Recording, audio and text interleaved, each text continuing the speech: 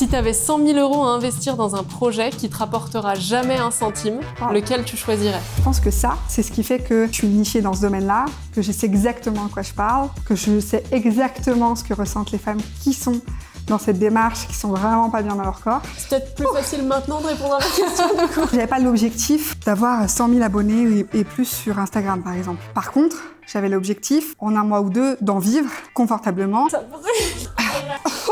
J'ai une question vie privée pour toi. Si tu pouvais revivre un moment précis de ta vie, lequel est-ce que tu choisirais?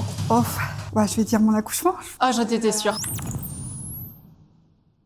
Salut, c'est Manon. Bienvenue sur Deep Talk. Bienvenue Manon, merci beaucoup d'avoir accepté mon invitation. Un peu bizarre pour t'interviewer, mais... Pour une première rencontre. Pour une première rencontre en physique en plus. Mais écoute, je suis trop contente du moment qu'on va passer. On va faire un cours qui promet d'être intense, a priori. Parce que j'ai compris ça, ouais. On nous a donné toutes les consignes, donc on va suivre au fur et à mesure et puis on va pouvoir échanger toutes les deux. J'ai eu envie de t'inviter parce que ton parcours, il est dingue. Merci. Tu as vraiment une vie d'entrepreneur qui force le respect. Tu as réussi à faire des très belles choses. Donc j'ai hâte qu'on parle de tout ça. J'ai quelques questions que j'ai envie de te poser, mais on va aussi s'aider des petites cartes que j'ai avec moi. Et si tu es OK, on va en tirer 4 d'avance. Comme ça, au fur et à mesure des exercices, ça nous donnera de la matière pour échanger. Est-ce que c'est OK pour toi? Trop bien. Trop J'adore cool. jouer aux cartes. Donc, génial. Pendant que tu en choisis une de chaque catégorie, donc tu vois, il y a développement personnel, finance, vie perso et business. Donc tu peux prendre une de chaque couleur. Allez. Et est-ce que pendant ce temps-là, tu veux bien nous dire ce qui fait que tu m'as dit oui à cette histoire bizarre, cette invitation improbable? Ouais, parce que j'ai eu la chance d'être accompagnée quelque temps par toi. Ça s'est très bien passé, que une rencontre n'était pas de trop, je trouvais. Et puis je trouvais que vraiment, quand tu m'avais parlé du concept, je me suis dit, ça va être vraiment sympa, challengeant, c'est le genre de choses que je fais pas trop. Je sors de ma zone de confort côté entrepreneuriat, mais pas trop le reste du temps. Ouais. Donc je me suis dit, là, ça va être une belle activité. C'est pour ça que j'ai choisi aussi cette activité. Je me suis dit, il faut un truc quand même qui soit challengeant, pas une discussion, gnangnan. Ouais, donc je pense que je pense qu'on va être servi en tout cas. Au bon endroit. Super. Ok, écoute, je pose ça. Les cartes, je vais les mettre, je vais les mettre ici. Et puis, on va pouvoir commencer à se laisser guider pour le premier exercice. Et au fur et à mesure, on discute, on échange.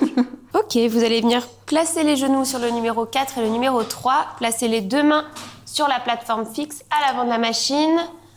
Et à l'aide uniquement des bras, on vient ouvrir le chariot très lentement sur 4 temps. J'ouvre ici, j'inspire.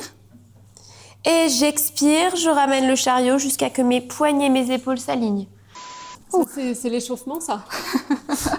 Ça va? Ça va, on commence à sentir les petites gouttes là. Ça réveille. Ça va. Ok. Pour la suite, on va partir sur un plank to pike. A few moments later. Ça brûle. On va faire sur 4, sur 3, on relâche. J'ai échoué.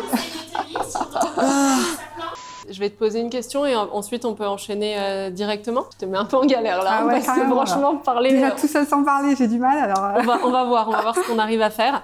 Je sais que dans ton ancienne vie, ta vie d'avant, tu as été ostéo. C'est ça. Et je me questionne, comment on fait pour passer de cette vie-là à ce que tu fais aujourd'hui? Déjà, comment tu te décris ce que tu fais aujourd'hui et comment on fait pour passer de cette vie-là à une autre? Et pendant que tu y réfléchis et que tu réponds, on peut essayer. Allez, on vient se positionner sur notre planche. Le pied droit sur le numéro 3, le pied gauche sur le numéro 4. On est donc en planche, bassin rétroversé pour commencer. Je stabilise et vous pouvez relâcher. Ah oui, merci. C'est peut-être plus facile maintenant de répondre à la question du coup. Ça va être plus facile. J'ai vraiment du mal, hein. Ça me challenge de dingue. Alors, comment je suis passée d'ostéo? Déjà, je pense que c'est un travail qui est passionnant de base, mais comment je pourrais dire? Je pense que je l'ai fait un peu, tu vois, pour mes parents, ou en tout cas, parce qu'il fallait trouver, en bon élève, il fallait trouver un métier qui soit glorifiant, qui paye bien, et j'avais quand même cette besoin de liberté, donc il fallait quand même que je sois à mon compte, donc ça c'était important, donc j'ai choisi ça. Je m'assois un peu. Vas-y, chill, détends-toi. Donc j'ai choisi ce métier d'ostéopathe qui est un très beau métier parce qu'en plus, tu vois, quand j'étais petite, j'aimais bien masser les gens. J'ai un côté très tactile avec les gens en général, surtout mes proches quand même. C'est mieux. Et du coup, voilà, je me suis orientée vraiment vers ça. Je dirais pas par défaut, mais en tout cas, voilà, c'était un métier qui remplissait pas mal de cases. Ouais. Sauf que au bout de 2-3 ans d'activité, je commençais un peu à m'ennuyer.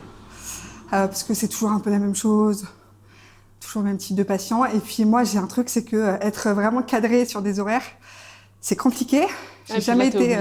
Ah bah là, t'es obligé quoi. C'est ta journée, elle est planifiée, il faut y aller. Même si j'aimais y aller, j'y allais pas avec la boule au ventre, j'y allais pas non plus à contre-cœur, mais voilà. Et j'avais un peu de temps libre quand même à côté. Et je suis tombée un jour sur un post sur Facebook à l'époque, parce que j'avais pas Instagram. C'était en 2017. Qui proposait de bosser un peu sur les réseaux, de vendre des produits, des trucs voilà, bien-être. Moi, j'étais dans la santé, donc ça me parlait parfaitement. En me montrant des recettes, des choses comme ça. Donc c'est du MLM, du marketing de réseau, on appelle ça. Et je me suis dit, allez, vas-y, t'as un peu de temps, t'aimes bien partager des petites recettes, etc. T'aimes bien cuisiner, donc tu vas faire ça. J'ai fait ça pendant 5 ans. Ah ouais? Ouais. À côté de mon activité d'ostéo, du coup. J'ai fait ça pendant 5 ans. Et je me suis révélée à ce moment-là, je pense. Vraiment, c'est là où j'ai compris que j'aimais entreprendre parce que c'est une forme d'entrepreneuriat, même si on n'est pas complètement à son compte, même si on travaille pour une entreprise, mais on travaille comme on veut, comme on le veut. Et puis en plus, au bout d'un moment, quand tu montes un peu les échelons dans le marketing de réseau, tu peux créer une équipe, driver une équipe, etc. Et vraiment, je me suis prise de passion pour ça. Et je me suis dit, je veux entreprendre, mais ça me convenait bien au départ. Et puis ça demandait de passer des paliers, de passer des objectifs. Et puis au bout de 5 ans, j'avais l'impression que je stagnais pas mal. Et surtout, ça me prenait énormément de temps. Ah ouais. Je pense que je bossais 90 heures par semaine, non-stop. Alors, j'avais pas d'enfant à cette époque. Et d'ailleurs, c'est parce que j'ai voulu un enfant que j'ai arrêté. Ouais. Mais voilà, je gagnais bien ma vie, c'était cool, etc. Sauf qu'au bout d'un moment, j'étais vraiment pas en burn-out du tout, mais voilà, j'en avais marre. En plus, c'était beaucoup de réunions. Il fallait être beaucoup en visio, etc. Et au bout d'un moment, je me suis dit, j'en peux plus. Qu'est-ce que je sais faire? Dans quoi je suis bonne? Et qu'est-ce que le marché a besoin? Et voilà, j'étais déjà pas mal sur les réseaux, alors avec, je sais pas, peut-être 2000, 3000 abonnés sur Instagram, quelque chose comme ça. Et donc, c'est là où je me suis dit, allez, tu vas te former. Tu vas passer une certification en nutrition, même si j'avais déjà toutes les connaissances de par mes études et puis de par mes connaissances que j'avais acquises les années précédentes. Mais je me suis dit, bon, allez, tu vas pas lancer ton propre programme sans être au moins certifiée. Donc, je me suis formée pour la forme. Pour le coup, c'est vraiment ça, certifiée. Et donc là, j'ai dit, bon, je vais lancer mon programme pour accompagner les femmes. Parce qu'on accompagnait déjà, en fait, dans cette société-là, on accompagnait déjà un peu les femmes qui étaient dans cette démarche de perte de poids. Donc, ma cible, je la connaissais par cœur. Bah ouais. Puis moi, j'y suis passée aussi. Donc, je la connaissais par cœur. Et je savais exactement, au niveau marketing, vente, comment faire pour la toucher. Ouais, quoi dire, quel mot sur quel levier appuyer. Ouais. Et puis même, qu'est-ce qu'elles attendent, qu'est-ce qu'elles recherchent. Et puis moi, je me suis dit, bon, j'ai envie de... Parce que c'est un marché, pour le coup, je suis dans le marché, dans la niche de la perte de poids. Donc, c'est un marché qui est assez large. Il y a beaucoup d'acteurs, surtout. Et je me suis dit, bon, il faut que je puisse me positionner différemment, que j'apporte quelque chose qu'il n'y a pas.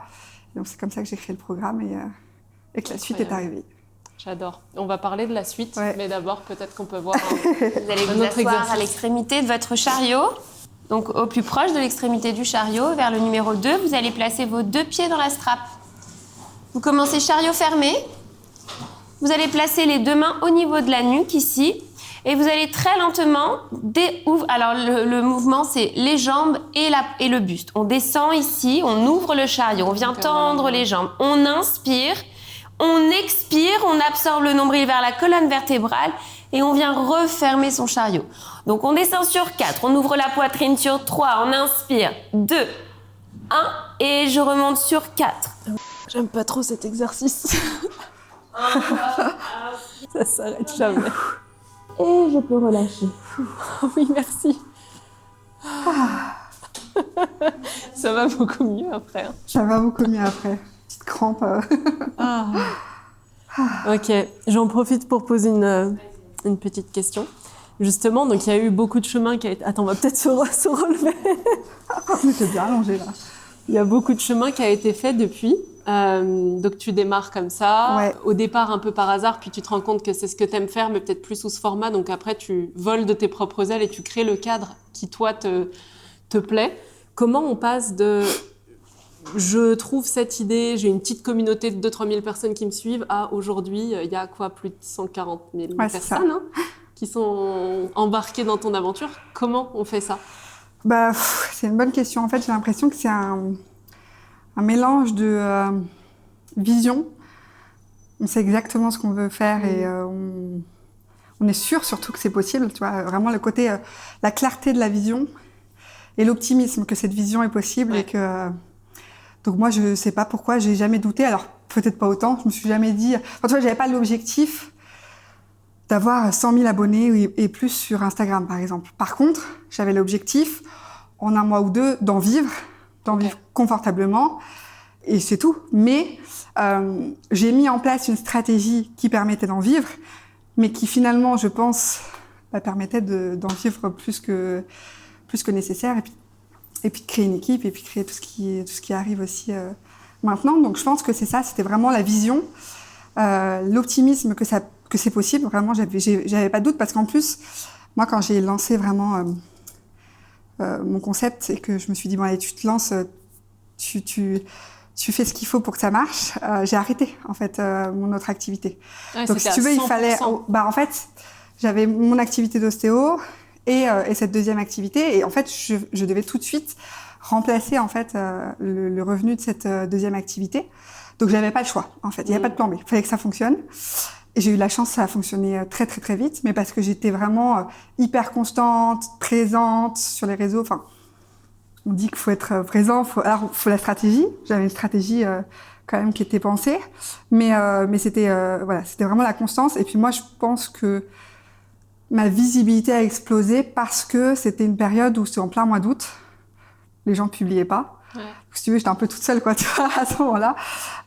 Et donc, tous les jours, je publiais. Et jusqu'à ce qu'il y ait une vidéo, en fait, qui fasse 1 million de vues, puis une deuxième, une troisième. Et puis, du coup, là, tu passes de 3 000 abonnés à 100 000 en 10 jours, quoi. Oh, waouh! Ouais, c'était un peu waouh. Bon, ça va être. Maintenant, il va falloir assurer derrière. Donc, c'est cool. Mais du coup, il y a la demande qui arrive. Ah ouais, incroyable. Et donc, voilà. Et c'est comme ça que tout de suite. Ça s'est accéléré et qu'il a fallu continuer de développer. Et puis, ouais, waouh, il y a trop de questions là qui me viennent par rapport à ce que tu dis. Mais donc en fait, tu as fait plein de contenus, tu as été constante, qui perçaient pas particulièrement, en fait, qui juste venaient alimenter ton compte, jusqu'à ce qu'un jour il y en ait une, bon sujet, bon timing, bonne visibilité par rapport à ce qu'il y avait à ce moment-là, et tout ça réuni fait qu'il y en a une qui perce dans le lot. Et c'est ça qui te permet d'exploser en fait en visibilité. Complètement. Et en plus, c'est marrant que tu précises ça parce que j'ai pas testé d'autres formats en fait. Je continuais à faire ce que je faisais. Alors attention, c'est parce que ça marchait déjà bien, donc je continuais. Mais je me suis dit continue en fait. Les gens vont voir ce que tu fais. Et une vidéo. Et puis en fait, c'est une vidéo. Il y a eu des commentaires qui n'étaient pas positifs en fait. C'était plutôt des commentaires négatifs.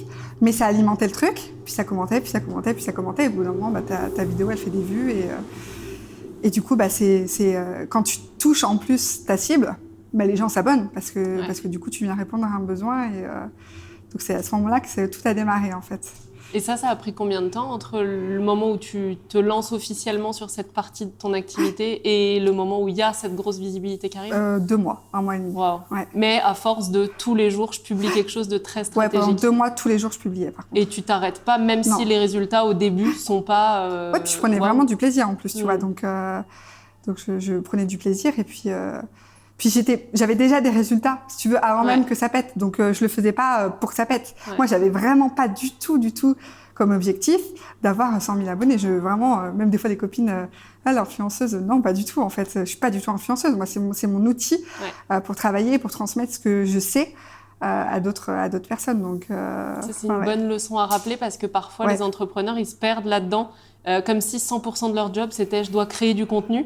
Alors, ils ont oublié que c'était l'outil pour vendre ce qu'ils ont à vendre. Et en fait, ils mettent tellement de temps et d'énergie dans quelque chose qui ne rapporte rien à ce moment-là que des fois, ils deviennent influenceurs plus qu'entrepreneurs, quoi. C'est ça. Il faut trouver le juste milieu, je pense, même dans sa création de contenu. J'essaie encore de trouver l'équilibre, des fois, entre le contenu qui attire, le contenu qui montre que tu parles de quelque chose que tu connais, le contenu qui va convertir. Donc, tu vois, c'est un peu... il y a plusieurs niveaux, ouais. C'est un doux mélange, mais ça demande quand même une forme de stratégie, même s'il faut rester, je pense, spontané dans ce qu'on partage. Parce que moi, je sais, quand je me force, quand je me dis, allez, je me fais un planning, faut que je fasse ça, enfin, j'y arrive pas, quoi. Faut que je fasse des trucs qui me font un peu kiffer, sinon c'est vraiment dur, tu vois. Dès qu'il s'agit d'une contrainte, mais dans la vie de tous les jours, c'est comme ça, c'est quelque chose qui est assez compliqué pour moi. J'ai besoin d'être libre et du coup, aussi dans la création de contenu, quoi. Je comprends. Allons rajouter une contrainte. Allez, du coup. super. Avec un autre exercice. Ok, vous montez sur votre chariot. Vous allez placer votre pied droit sur le numéro 1. Ramenez les bras le long du corps, refermez votre chariot. Vous voulez faire une pause? Ouais. Tu sens on reviendra sur cette position après. Ok. Ça a tellement peu l'habitude de c'est ce que travailler j'allais dire. moi, je viens de me rappeler que j'ai des muscles, que j'ai des adducteurs. Ah waouh! Je vais te poser une question. La première qui vient, une question business. Est-ce que tu as déjà pris une décision, même si elle t'était fortement déconseillée? Et qu'est-ce qui s'est passé? Est-ce que j'ai pris une décision qui m'était déconseillée? En fait, c'est bizarre ce que je vais dire. Pas du tout naturel. C'est bizarre ce que je vais dire, mais en fait, je crois qu'on me donne pas trop de... Enfin, on me conseille pas trop de décisions. Ouais. Est-ce que c'est parce que je le permets pas ou est-ce que c'est parce que... Enfin, on peut me donner des conseils que je vais entendre et tester, etc. Mais une décision qui m'était déconseillée et que j'ai quand même... Genre un choix où tu as dit « j'ai envie de faire ça » et on te dit « ah non, tu devrais pas ». De lancer mon entreprise, quoi. De me lancer, de me lancer et de prendre le risque, en fait, de tout arrêter. Parce qu'en fait, j'ai arrêté aussi l'ostéopathie après. En fait, ça m'a été... Je voulais, mais j'y arrivais pas. Tu vois, il y avait une forme de loyauté ou j'en sais rien. Enfin, un truc de... quand même, Manon, tu peux pas. Et puis, tu sais, la sécurité, toujours. Même si l'entreprise fonctionnait bien. Mais j'ai quand même arrêté, mais parce que j'ai eu des soucis de santé après, qui m'ont obligée, tu vois, à arrêter l'ostéopathie. Donc, on dirait que c'est l'univers où j'en sais rien. Les gens croient en ce qu'ils veulent, mais moi, je pense que c'était voulu et que j'ai vraiment bien fait de lancer mon entreprise parce que si j'avais pas lancé mon entreprise, je sais pas trop ce que j'aurais fait, quoi. Donc, t'aurais dû ne plus exercer ce que tu faisais et partir de zéro de quelque chose, quoi. C'est ça. Après 5 années d'études, des milliers d'euros investis dans une école, etc. Donc, Donc finalement, tu vois, j'ai bien fait de lancer, mais non, une décision quelque chose qu'on m'a déconseillé, pas trop parce que, juste ça, quoi, de lancer mon entreprise et de quitter tout le reste. Mais je l'ai quand même fait, mais parce que ça a fonctionné. Donc c'était pas, tu vois, j'y vais et puis on verra. Tu vois, pendant 2 ans, je me suis pas acharnée. Ça a fonctionné tout de suite. Ouais, mais parce que tu étais déterminée, que tu n'as rien lâché et que tu as mis en place l'énergie nécessaire au lancement d'un projet. Et puis je savais où je mettais les pieds. Je me suis pas lancée dans un business model que je connaissais pas. Je me suis pas lancée dans une niche que je connaissais pas. Enfin, tu vois, je connaissais la cible, je connaissais le business model, je savais vendre, je savais marketer. Tu l'as infiltré pendant 5 ans et... Exactement. D'une façon un peu différente, tu vois, mais j'avais déjà, on va dire, les outils pour que ça fonctionne. Donc ça aurait été, même, tu vois, j'aurais été très déçue que ça fonctionne pas parce que je me serais dit, je comprends pas. Enfin, là, ça a tout pour fonctionner, donc je pense que c'est surtout ça. Mais après, les gens, je pense, me connaissent et me disent pas trop ce qu'il faut faire ou pas faire. En fait. Ouais, c'est ça. Je crois que je laisse pas trop la place à ce qu'on me dise ce que je dois faire ou pas. Donc, pas plus mal, Donc voilà. Donc les gens respectent vachement mes choix et puis me font confiance aussi. Je suis entourée quand même de gens qui me font vachement confiance. Même mes équipes, tu vois, quand je prends une décision qui paraît des fois un peu, un peu folle, elles me suivent. Elles disent, bon, allez, si elle la prend, c'est que c'est ça. Je pense qu'il faut confiance en ta vision, en ta capacité à déployer les moyens nécessaires pour atteindre ce que tu veux. Et puis, toi-même, tu as l'air d'être sûr de toi quand tu le fais. Donc, en fait, ça inspire la confiance forcément et on a envie de te suivre, quoi. J'espère. J'ai l'impression, en tout cas, ça a l'air de marcher. J'essaye, en tout cas. On repart debout? Ouais. Revenez vous mettre en position de départ sur l'exercice précédent, le poids du corps toujours au centre. J'ai une question vie privée pour toi. Super. Si tu pouvais revivre un moment précis de ta vie, lequel est-ce que tu choisirais? En vie privée, hein. Ouais. Je vais dire mon accouchement. J'en étais sûre. Je savais que tu allais dire ça. Ouais, c'était j'ai eu un très très très très bel accouchement. Ouais. Un avant pas ouf, un après. Enfin là, j'ai pas trop aimé la grossesse. Ouais. L'après, bien hard, mais je pense comme beaucoup de mamans et papas, comme beaucoup de parents. Mais l'accouchement en lui-même, j'ai adoré. Vraiment, si je pouvais en refaire... tu vois, autant je me dis, bon, est-ce qu'on en refait un deuxième? Avant, quand j'idéalisais la famille, je me disais 4, c'est bien, tu vois. Ouais, c'est bien. et puis là, avec le petit bout qui a bientôt 2 ans, 2, c'est bien aussi. Mais tu vois, vraiment, parce que la grossesse, j'ai pas adoré, parce que l'après, c'est quand même ultra engageant, ultra difficile. Et c'est vrai que... Et ce besoin de liberté que j'ai en étant maman, tu l'as quand même beaucoup moins, faut se l'avouer. Même si ça a aussi des avantages, ça te pousse dans plein de choses et c'est merveilleux d'être maman. Mais 4 fois, je le referai pas. Donc peut-être que si, peut-être que la vie fera que voilà. Mais en tout cas, revivre un deuxième accouchement, ouais. Parce que pareil, j'étais hyper optimiste. Je m'attendais à rien. Je me suis dit allez, on verra bien. Puis si ça se passe bien, c'est cool. Si ça se passe pas bien, on verra. Et puis donc ouais, s'il y avait un moment que je devais revivre, ce serait celui-là, parce que c'est l'avant, tu vois, l'avant arrivée de ton enfant, quoi. Donc la découverte, tout ça, je le revis. Puis je le vivrais peut-être un peu différemment. Peut-être que l'après, je la revivrais, tu vois, un peu différemment. Donc je pense que c'est un moment à revivre. C'est ça. Ok, c'est intéressant. Et oui, j'allais te demander, est-ce que l'accouchement était particulièrement beau parce que tu l'as beaucoup préparé, mais en fait même pas. En fait, c'est absolument plus ton ouverture à peu importe comment ça se passe, ça va bien se passer, quoi. Ouais. Et puis moi, j'ai fait le choix quand même de le faire sous péridurale. J'aurais pu faire l'inverse, mais j'avais envie de vivre le truc pleinement, mais à ma façon, tu vois.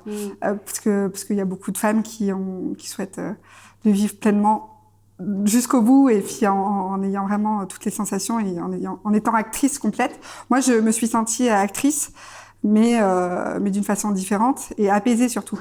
Ouais. Et j'attendais qu'il arrive, et c'était super, et ça se passait bien, j'avais mal nulle part, et même les contractions, tu vois, je les revivrais parce que je trouvais ça, c'était une sensation assez particulière. Donc, mais vraiment pas du tout préparée. Au contraire, je me suis préparée à rien. Autant on a plein de trucs prépa avant, etc.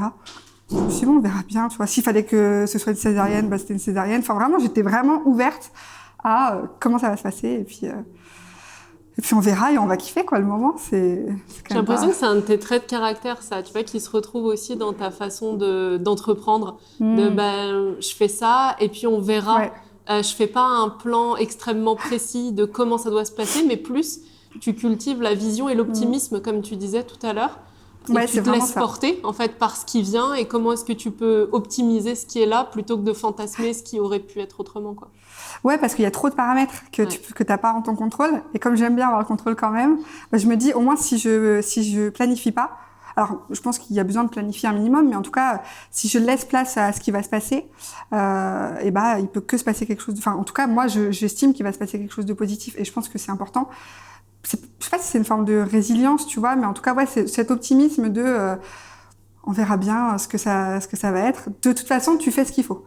Donc voilà, t'as fait ce qu'il fallait, que ce soit dans la vie perso, pro, voilà, t'as fait ce qu'il fallait. Maintenant, c'est plus entre tes mains, et puis je pense que ça m'aide aussi à ne pas être déçue, parce que j'ai quand même une tendance à pas trop aimer la frustration. Et à pas être, tu vois, je pense que j'ai un peu du mal avec la déception, surtout quand je mets des espoirs dans quelque chose.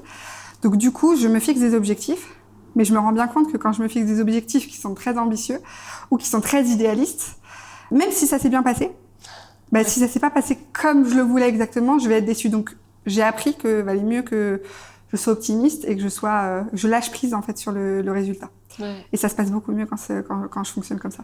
Je trouve que c'est un bon rappel, parce que le sentiment d'avoir besoin de contrôler, c'est quelque chose qui est partagé par beaucoup de personnes. Et souvent, tu vois, il y a un peu cette idée que le lâcher-prise, ce sera la solution à tout, mais on n'arrive pas forcément à le trouver. Et du coup, tu vois, les personnes sont entre deux. Et toi, j'ai le sentiment que tu as bien trouvé cet équilibre entre... j'aime bien contrôler les choses, mais j'ai aussi conscience qu'il y a des choses que je ne peux pas contrôler. Donc, plutôt que d'essayer de contrôler ça et être sûre d'être déçue, je sais sur quoi je peux lâcher prise et sur quoi je peux garder le contrôle, quoi. T'as tout résumé. Ouais, c'est exactement ça. Je fais un plan, je sais ce que je veux, et après je laisse le truc. Une fois que moi j'ai fait ce que j'avais en mon contrôle et ce que je devais faire, je vois ce qui se passe, et puis au moins je suis pas déçue, quoi. Ouais, c'est vraiment ça, parce que il y a rien de pire, je trouve, que de faire un truc, tu vois, et tu veux exactement tout ça comme ça, et puis t'es frustré en permanence, t'es aigri, quoi, tu deviens aigri parce que t'es jamais contente de ce que t'as. Moi, je veux toujours plus, mais en tout cas, je pense à me satisfaire quand même de ce que j'ai en lâchant prise par rapport à ça. Donc, c'est hyper important parce qu'on oppose souvent les deux. Ouais. La gratitude de ce qu'on a, qu'on peut des fois apparenter à tu te contentes de peu, et de l'autre côté, l'ambition et vouloir toujours plus. Et du coup, là, tu montres qu'en fait, les deux peuvent cohabiter. C'est je suis contente de ce que j'ai ici et maintenant, et en même temps, dans le futur, j'aimerais aussi avoir plus, mais je suis déjà contente avec ce qui est là. Ouais, je pense que c'est le meilleur moyen d'avoir plus que de déjà. Enfin, puis ça se travaille tous les jours, franchement. Je ne suis pas une experte et j'ai encore bien trop souvent envie d'atteindre des choses alors que je pourrais vraiment me satisfaire de ce que j'ai. Mais c'est ça qui me challenge. C'est ça qui me donne envie de faire plus et sinon je m'ennuie. Donc rien que pour le challenge, des fois, il ne faut pas complètement se satisfaire tout en étant quand même content de ce qu'on a, quoi. Ouais. C'est important. Je suis d'accord, je partage. 3, 2, 1, et vous pouvez relâcher. On fait qu'un seul côté, je suppose. Hein. Oui, c'est bien. Wow. Ça va ? Ouais. Ça brûle. Ouais. Je t'en pose une sur Dev Perso. On va faire une espèce d'avance rapide sur ta vie. Cite-moi 5 moments clés dans ta vie qui ont fait de toi la personne que tu es aujourd'hui. C'est quoi les 5 étapes, tu dirais, depuis ton enfance jusqu'à maintenant ? C'est dur, je trouve, cette question parce que je suis plutôt axée sur le futur, moi, que sur le passé. J'aime pas trop, alors je regarde les apprentissages que j'ai eus, mais j'aime pas trop revenir en arrière. Il y a des gens qui ressassent beaucoup, si j'avais fait ça, si j'avais pas fait ça. Moi, je suis pas croyante, enfin en tout cas, je suis pas religieuse, mais je crois, j'ai la foi, quoi, tu vois. Donc du coup, je me dis toujours que ce que j'ai vécu, comme la question le dit très bien, ça m'a amené là où je suis. Donc 5 événements. Côté pro, je pense que de démarrer comme ça une activité entrepreneuriale dans le marketing de réseau, ça a été, je pense, une des clés, numéro 1. Ça a été de la commencer et puis ça a été de ne pas la terminer. Qui m'a amené, je pense, à, tu vois, parce qu'en fait, finalement, je pense que si j'avais réussi comme moi je m'étais imaginé dans cette société-là, alors j'avais un très bon statut, ça se passait très bien, mais j'étais pas satisfaite. Et tu vois, à l'époque, quand je cherchais à avoir plus, à réussir plus justement dans ce domaine, je me disais pourquoi je comprends pas, j'essaye, etc. Il y a un truc qui fonctionne pas. Mais je suis persuadée que si j'avais entre guillemets atteint mes objectifs, ceux que je m'étais fixés en tout cas au départ, j'aurais pas fait ce que je fais aujourd'hui et donc j'aurais pas mieux que ce que je faisais à l'époque parce qu'aujourd'hui je peux vraiment dire que j'ai la vie que en tout cas j'ai eu envie de mener, j'ai le travail que j'ai toujours voulu avoir sans me faire une vision, tu vois, de ce que je voulais, mais en ayant, tu vois, je sais à peu près ce que je veux. Je veux être libre, je veux gérer mon temps, je veux travailler avec une équipe. C'est pas tant le sujet du travail en lui-même, mais plus tout. le contexte dans lequel tu le fais. Exactement. Mais justement, tu me tends la perche pour le point numéro 3, qui est que je pense que j'en suis là aujourd'hui parce que j'ai eu des problèmes de poids, tu vois. Et que c'est un combat de tous les jours, en fait, de toute façon. Mais je pense que ça, c'est ce qui fait que je suis nichée dans ce domaine-là, que je sais exactement de quoi je parle, que je sais exactement ce que ressentent les femmes qui sont dans cette démarche, qui sont vraiment pas bien dans leur corps. Et finalement, tu vois, ce combat de plusieurs années, avec des échecs, évidemment, et je pense me sert aujourd'hui et me permet de proposer ce que je propose aujourd'hui, parce que je sais ce qui existe, ce qui n'existe pas, ce qui fonctionne pas, et du coup, je pense que je peux d'autant mieux aider les femmes que j'accompagne aujourd'hui, en tout cas qui rejoignent le programme aujourd'hui. Donc ça, c'est le 3e point.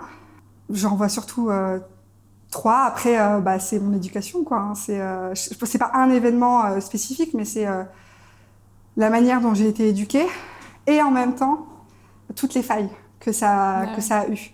Et les failles font vraiment ce que je suis aujourd'hui. Tu vois, le côté besoin de liberté, besoin de faire ce que j'ai envie et pas faire ce que les autres ont envie que je fasse. Ça, c'est très ancré en moi parce que j'ai dû me sentir un peu contrainte sans... Tu vois, c'était pas du tout volontaire, hein. Mais peut-être que j'ai dû me plier, entre guillemets, à ce qu'on attendait de moi, à ce qu'on voulait que je sois, à les aspirations qu'on mettait sur moi, tu vois. Moi, je viens d'une famille de fonctionnaires. Ma maman est fonctionnaire, enfin était, mon papa l'était, ma sœur l'est. Tu vois, vraiment, je suis dans une famille fonctionnaire, donc je suis un peu je veux pas dire le vilain petit canard, parce que c'est pas du tout comme ça que je le vois. Mais t'as brisé le cycle. Complètement, tu vois. Et du coup, et c'est parce que je pense que j'étais pas faite pour ce cadre-là, qui est un cadre qui convient à plein de gens, et que je respecte énormément, et que je pourrais pas faire, donc tu vois, je le respecte d'autant plus. Mais du coup, je pense que c'est ça qui m'a amenée à faire ce que je fais aujourd'hui et à être qui je suis. Parce que je me suis rendu compte assez vite que j'étais pas du tout faite pour ce cadre-là. Donc il y a ça, et puis après, je pense que c'est déjà pas mal. Je suis obligée d'en choisir une 5e. Ça fait des grands piliers. En vrai, c'est des grands piliers, tu vois. C'est vraiment l'éducation que tu as reçue, les échecs que tu as eu. Mais moi, je vois pas trop la vie comme un échec. Enfin, en tout cas, à chaque fois, tu vois, j'ai rebondi, ou en tout cas, même quand ça a été dur, tu vois, une rupture amoureuse, j'ai pris 15 kilos après le premier amour. Ah ouais. J'ai pris 15 kilos, mais sans le voir, tu vois, parce que je montre pas trop ma vulnérabilité, donc c'était un peu silencieux. Mais bon, silencieux, ça se voit pas, mais au bout d'un moment, ça commence à se voir, tu vois. Et tout ça, c'est que pour du plus, tu vois. C'est comme quand t'as une rupture amoureuse, c'est jamais parce que derrière, tu vas trouver quelqu'un de pire. Enfin, en tout cas, rarement. Ou alors tu enchaînes, c'est à peu près pareil. Mais souvent, c'est quand même que ça se passe mieux derrière parce que t'as appris, parce que t'as évolué, parce que t'en as gardé des leçons, tu vois, je pense. Et moi, je vois un peu les choses comme ça, donc voilà. J'aime bien. C'est une belle façon de voir la vie. J'adore. Et on se fait un dernier exercice, après une dernière question. Ouais, ça va aller. Pour finir tout ça. Trop bien. Ok, venez vous mettre debout. Vous allez donc placer les pointes de pied sous la strap. D'accord. Vous allez venir vous mettre sur la pointe des pieds. Donc imaginez que vous êtes sur des talons très très hauts. Vous pouvez vous arrêter si vous voulez. Ah oui, c'était bien celui-là pour finir. C'est des très courts. Ah, ça fait le corps entier là. Ouais, un grand merci. Waouh, merci beaucoup pour ces exercices. Qui nous challenge. Ouais, ça fait transpirer. Hein. Franchement, en effet, c'est pas du tout comme le reformer. On sent le côté, je sais pas, les muscles qui travaillent encore plus. Ça fait plus trembler. Parce qu'on est plus dans l'exercice est plus violent dans le sens où le tempo est beaucoup plus lent. La machine en elle-même est plus difficile, beaucoup plus lourde que la machine reformer. Donc le challenge il est beaucoup plus présent que sur une machine reformer, même si en machine reformer, je peux vous faire trembler. Hein. Mais logiquement, le lagris, quoi qu'il arrive, ce n'est jamais facile. Ouais. Même pour quelqu'un qui en fait depuis des années, le lagris, ce n'est jamais facile. Le reformer, au bout d'un moment, on peut se sentir plus à l'aise, on va dire. Ouais. Mais le lagris, pour quelqu'un qui n'a pas envie de se challenger, vaut mieux pas essayer parce que c'est très mental. Si on n'est pas dedans, si on n'est pas dans la séance, si on n'est pas concentré sur sa machine, on n'y arrive pas et on laisse tomber. Donc vous pouvez commencer la séance dans un mauvais mood et finir la séance super bien, mais aussi commencer la séance dans un mauvais mood et ne pas vous motiver tout au long de la séance. Alors quoi qu'il arrive, vous perdez tous les bénéfices parce que si vous n'êtes pas dedans, il n'y a aucun exercice qui marchera. Ouais, je comprends. Mais je comprends pourquoi, tu vois, sur certains trucs, je devais pas être complètement concentrée comme si j'avais fait une séance. Bon, en même temps, je te déconcentre. Non, mais ça va parce que je pense que tu nous as un peu épargné quand même sur pas mal de choses. Oui, j'ai l'impression que normalement, c'est beaucoup plus speed. Déjà, on enchaîne. Là, on a le temps de pause, tu vois. Pas de pause et normalement, c'est 50 minutes sans s'arrêter. Et déjà, vous avez fait qu'un seul côté et encore, on n'a pas fait tous les exercices d'un côté. Les abdos, je vous ai un petit peu épargné. C'était beaucoup plus court. Normalement, de quoi on se plaint. Franchement. Moi, je transpire au bout de 2 minutes. Donc, imagine sur une séance. Ouais, mais juste l'échauffement était déjà hyper intense. Franchement, les abdos, ça dessine bien les abdos, cette machine. En tout cas, merci beaucoup pour ça. Avec plaisir. On peut faire la dernière question, si ça te va, en essayant d'y répondre un peu du tac au tac, tu vois, genre question le plus rapide possible. Question finance en plus. Ok, ça va. Si tu avais 100 000 € à investir dans un projet qui te rapportera jamais un centime, lequel tu choisirais ? Qui me rapporte rien, vraiment. Ouais.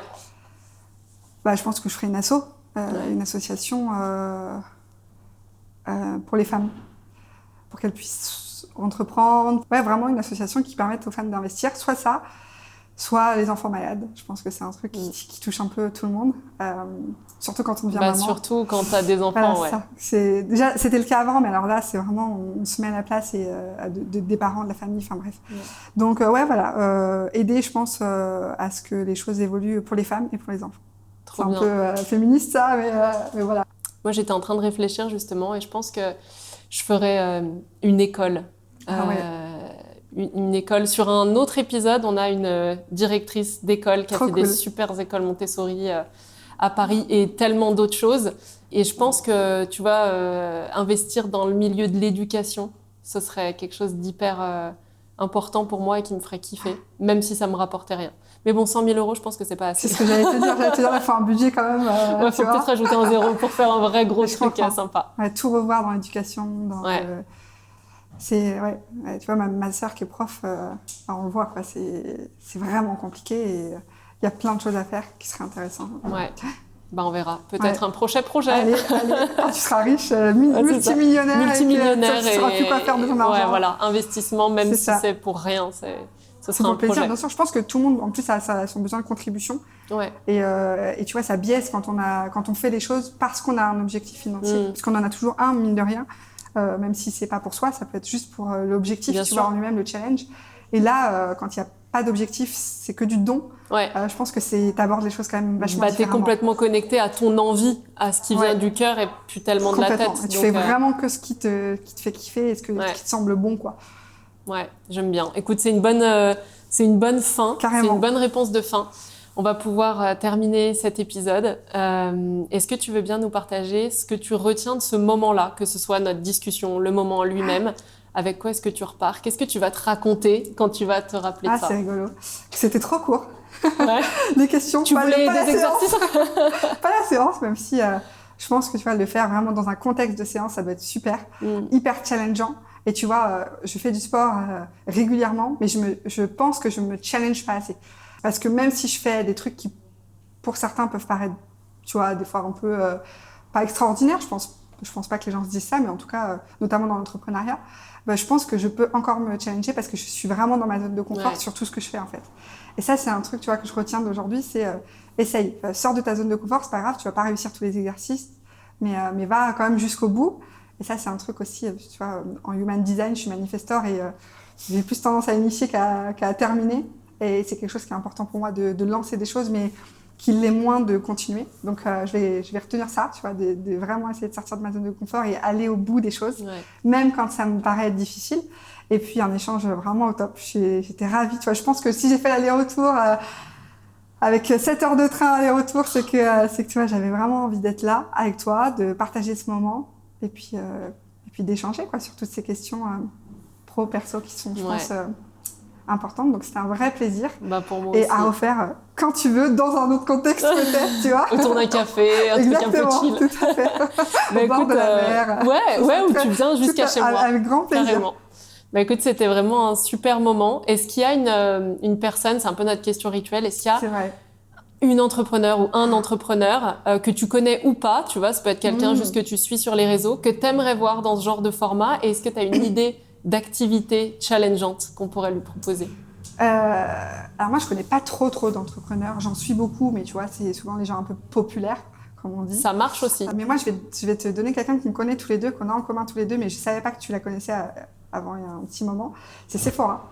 Ah oui. Qui est coach dans ton programme, parce que je trouve que c'est une très belle entrepreneuse qui sait exactement où elle va et qui prend le temps d'y aller par étapes. Donc je pense que elle ça lui plairait. Et puis de toute façon, il y aurait le fit. Et une activité, si je me rappelle bien dans mes souvenirs, elle avait peur de tomber. Quelque chose de, tu vois, de faire un exercice ou un truc qui soit un peu très bien ça challengeant avec de la peur de tomber, d'être en équilibre. Je pense que il me semble que on avait un jour discuté d'un truc comme ça qui l'a challengé de fou. Alors peut-être qu'elle a dépassé cette peur-là depuis. Mais j'aimerais bien voir ça en tout cas. Ah, c'est cool, c'est très cool. C'est une bonne idée. Il faudrait juste qu'on arrive à la capter parce que Sephora, elle est à travers le monde. C'est ça. Elle est encore en périple là. Mais très bonne idée. Écoute, on va clairement lui proposer ça avec grand plaisir. Merci beaucoup Manon d'avoir été là. C'était vraiment agréable. J'ai adoré. Moi aussi. Et j'espère que vous avez passé un agréable moment, que c'était plus facile à regarder qu'à faire. Je vous invite à aller regarder les épisodes précédents si vous n'avez pas encore regardé parce qu'ils étaient top. Et puis les prochains, parce que c'est une superbe émission. Donc allez-y, vous allez apprendre plein de choses. Et puis peut-être qu'un jour vous serez invité vous aussi.